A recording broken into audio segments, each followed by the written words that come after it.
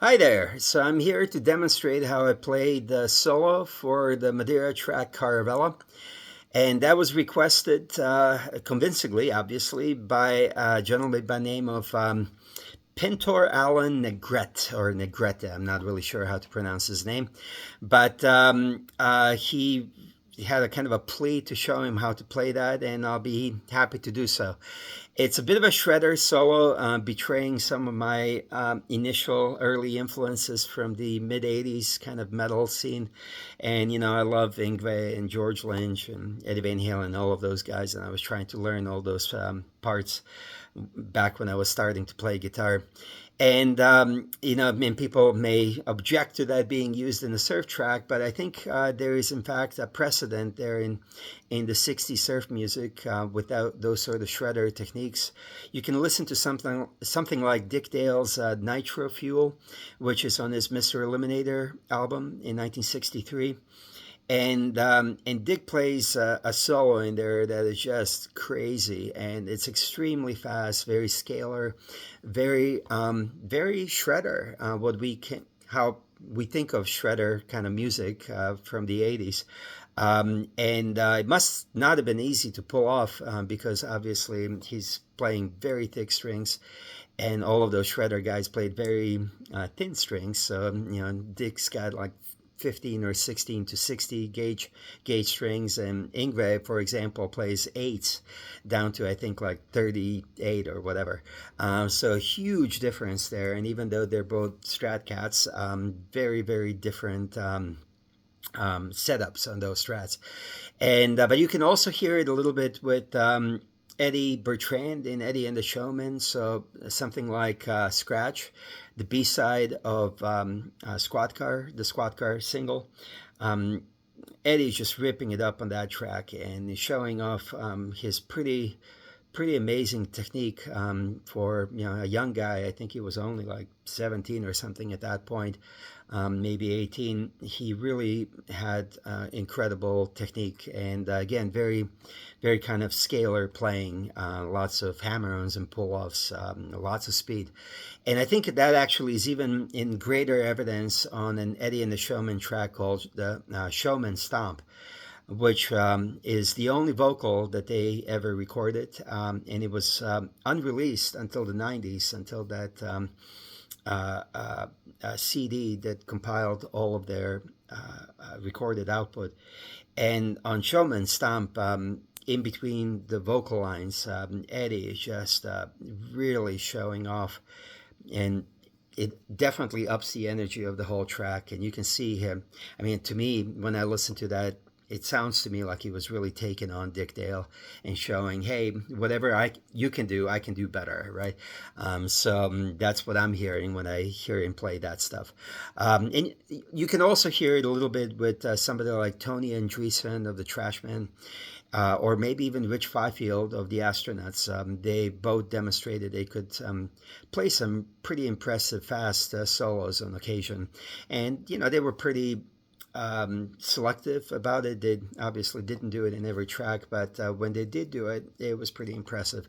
So the point being that there is a shredder kind of legacy in the original surf music, and that's what I try to do in some of the tracks that I've recorded. So I don't often have solos in tracks by the Space Cossacks or the Madeira or Lords of Atlantis, but sometimes it just works, and it can really elevate the track, increase the energy, and take it to a different place, take it to 11, to be a little Spinal Tapish about it. And I'll often actually use guitar solos as a substitute for a bridge in a song. So a bridge is supposed to be a way to take the track to a somewhat different place, so it's not repetitive. Give it a little bit of variety there, and open it up a little bit. And if done correctly, solos can perform the same function, I think, in a track. So that's what I try to do with it. And I usually try to have some sort of a lead in, a bit of a transitional piece between the main melodies of the song and the solo. And the Caravela solo has that. So it has this initial line where I'm kind of leading up to the solo. So I'll show you how to play that in a second, but just to demonstrate it first, I'm actually using my 88 62 reissue, American reissue. So this is from 1988. I bought it in 1998, so when it was 10 years old, and I've had it obviously ever since. It's a 35-year-old guitar, and it's fantastic, and I haven't changed a thing on it. It's exactly the way it was when I bought it, and I think probably whoever had it before me changed the pickguard. That's not a stock pickguard, but I think everything else on the guitar is stock. I'm also playing through a Bell or Cataline bred Belle Epoque echo pedal, through the Surfy Bear reverb unit and the Vox AC15. And that's none of that stuff is what I used on the original recording. I think on the original recording, which was back in 2008, I believe, 2007, 2008, I used a 64 Showman and Vox AC30, and a combination of both of those, and a 96 reissue reverb unit. And I think I probably still was using my Korg dynamic echo pedal, which I used in the Space Cossacks. And so it's a pretty different setup, but it's more or less the same. All right, so I'm going to lower this camera so I can capture better what I'm playing here. And like I said, the opening part, this transitional part between the main body of the song and the solo, it actually uses a technique of keeping the open E string going through the entire melody, almost the entire melody. I don't play it exactly the entire time, but it's what's called a pedal tone, which I think came from classical organists when they would keep one note down as they played the melody around it. So it's kind of a droning thing as well. You can hear it in a lot of ethnic music, like Scottish and Irish music. They have a droning note as they're playing around it. I mean, that's what you have to do with something like bagpipes, right? And you have a droning note quite a bit. And it was used quite a lot by Robert Smith of The Cure. So, he often had melodies where he would keep one of these strings open as he played the whole melody, something like...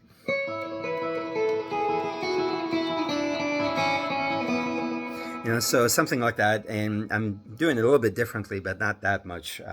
So here's what I'm going to do first. I'm going to play the solo all the way through and see if I can do it without mucking it up too much. At a slightly slower speed, and then I'll break down all the parts a little, bit by bit, so you can see what I'm doing. So here we go.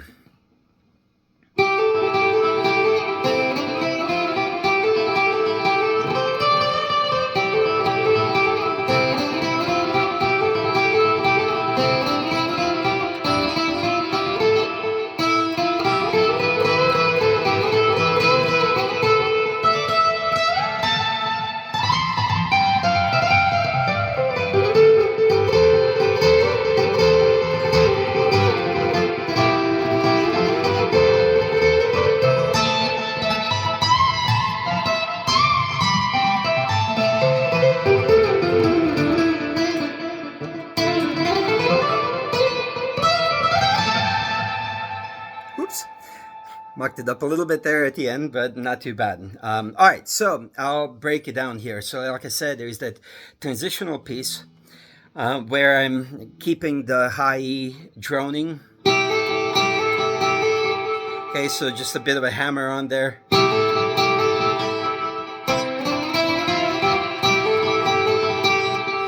And then I have the this motif on the higher string, on the high E string, where I'm no longer droning anything. It's just those notes.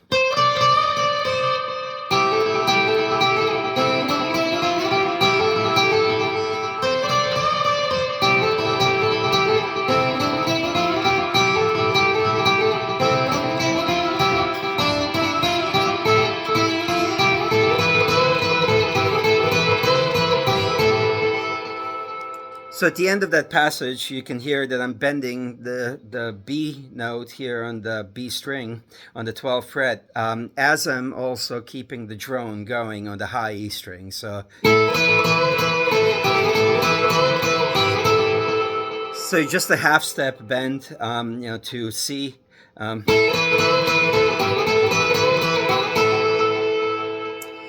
that's the lead in to the main solo. And the main solo begins with this.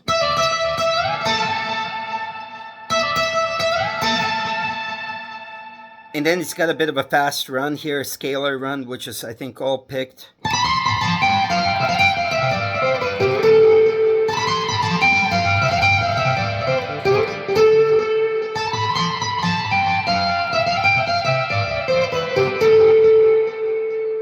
Okay.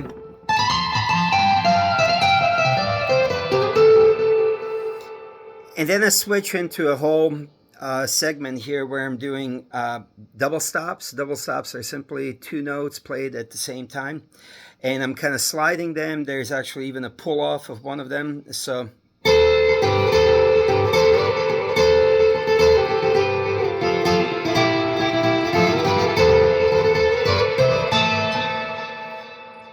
let me lead into that.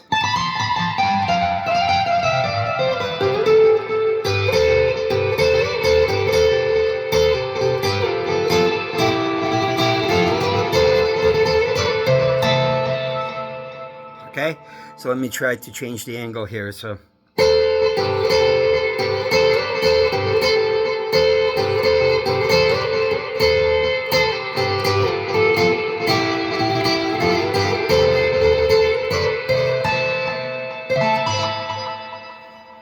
okay, so that's the whole double stops section, and like I said, I'm doing quite a bit of sliding there.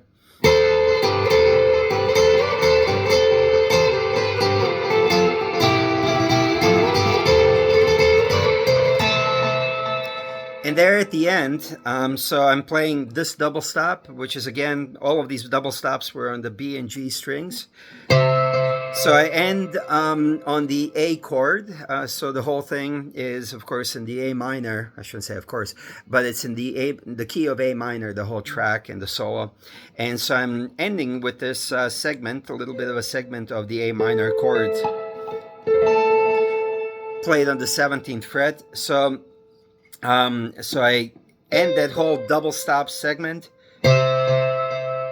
with this double stop on the B and G strings on the 17th fret. And then at the end of it, I introduce the A note, the octave on the high E string, which leads me to the next part then, which is a couple of these bends, which are not easy to do because these are pretty heavy gauge strings, and bending them is not easy. But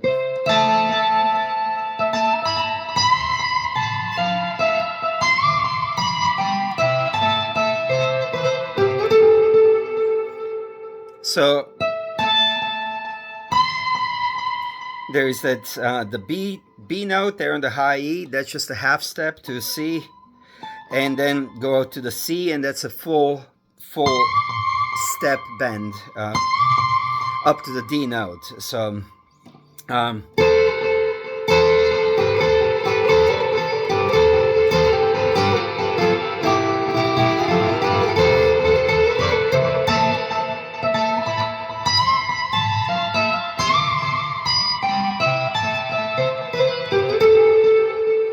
and I'm just kind of arpeggiating in the descending order on the A minor chord here in the the upper three strings. So I go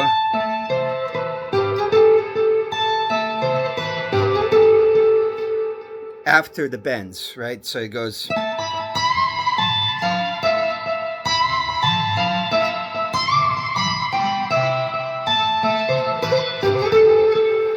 And for good measure, I throw in a little hammer-on pull-off there before ending on the A string. And that leads then to the final passage, which is a very fast pick passage, not easy to play clean. And I do mostly alternate picking to play that. And I do throw a couple of hammer-ons and pull-offs there as well, but it's mostly alternate picking. So I start in the 9th position here. Oops.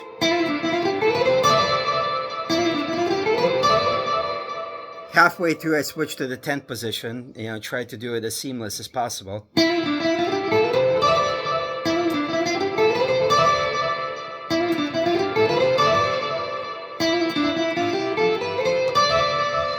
So I have that last little hammer on and pull off.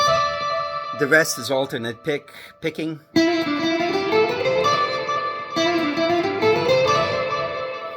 And leads into another fast passage, which is now played in the 12th position. So it goes. And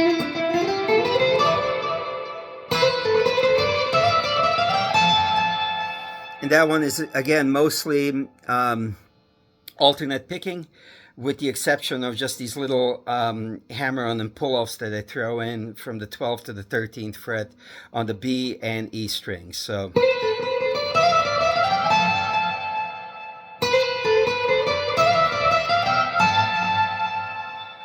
So that whole ending passage is.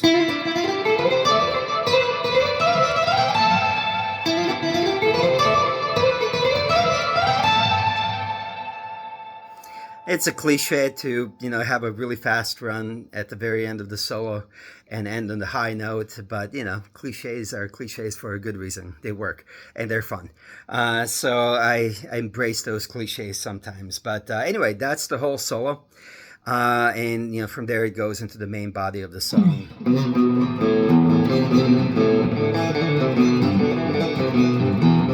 Anyway, I'm not going to show that part. But let me see if I can play this at full speed and see if I can make it demonstrate exactly what it's supposed to then sound like. So again, not so easy. And by the way, I'm using the middle pickup for all of this, okay, to give it both a bit of warmth and body, but also the edge.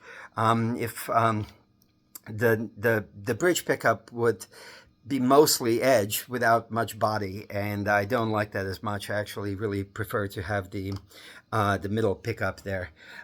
So here we go. Okay, and I use a pretty heavy attack with the pick, to give it a bit of aggression. So hopefully that is something that will help as well. Okay, so here we go.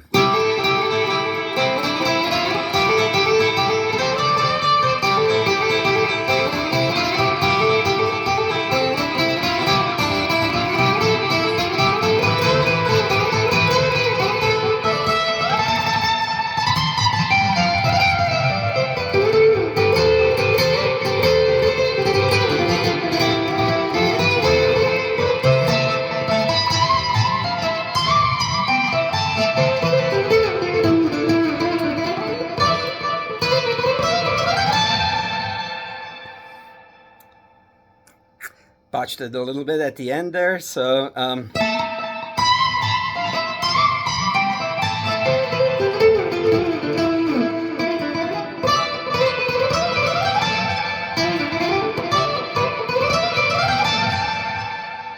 it really helps to be nicely adrenalized when trying to play that passage. Playing it live helps a lot because the energy is flowing, the sweat is flowing, but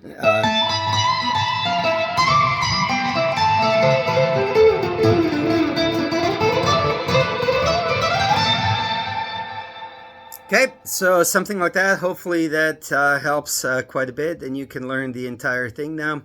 And good luck. Thank you for watching. Bye-bye.